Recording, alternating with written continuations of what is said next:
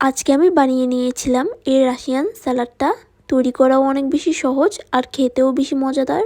প্রথমে আমি গরম পানির মধ্যে দিয়ে দিচ্ছি আলুগুলোকে আমি ছোট ছোট বক্স আকারে কেটে নিয়েছি। আলুটা হালকা সিদ্ধ হয়ে যাওয়ার পর আমি দিয়ে দিয়েছি গাজর। তারপরে আমি সবার শেষে দিয়ে দিচ্ছি বরবটি হতে বেশিক্ষণ সময় লাগে না। তারপরে স্বাদ মতো লবণ দিয়ে আমি নাড়িয়ে চাড়িয়ে নিলাম। হয়ে যাওয়ার পর এখন আমি সবজির পানিগুলোকে ছেঁকে নিব। সবজিগুলো যখন ঠান্ডা হয়ে যাবে আমি একটা বলের মধ্যে নিয়ে নিলাম। তারপরে দিয়ে দিচ্ছি আগে থেকে সিদ্ধ করে রাখা মটরশুঁটি। তারপরে দিয়ে দিলাম আমি এখানে শসা কুচি। এখানে আমি সবগুলো সবজি বক্স আকারে কেটেছি।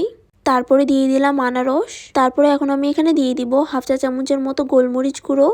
তারপরে আমি এখন এখানে দিয়ে দিলাম মেয়োনিজটা দিয়ে দেওয়ার পর এখন আমি এই সব কিছুকে একসাথে একত্র করে মিক্স করে নিচ্ছি। তারপরে এতে তৈরি হয়ে গেল আমার এই রাশিয়ান স্যালাডটা। এই স্যালাডটা কিন্তু অনেক বেশি মজাদার আর স্বাস্থ্যকর। তো আশা করছি আপনাদের কাছে আমার এই রেসিপিটা ভালো লেগেছে।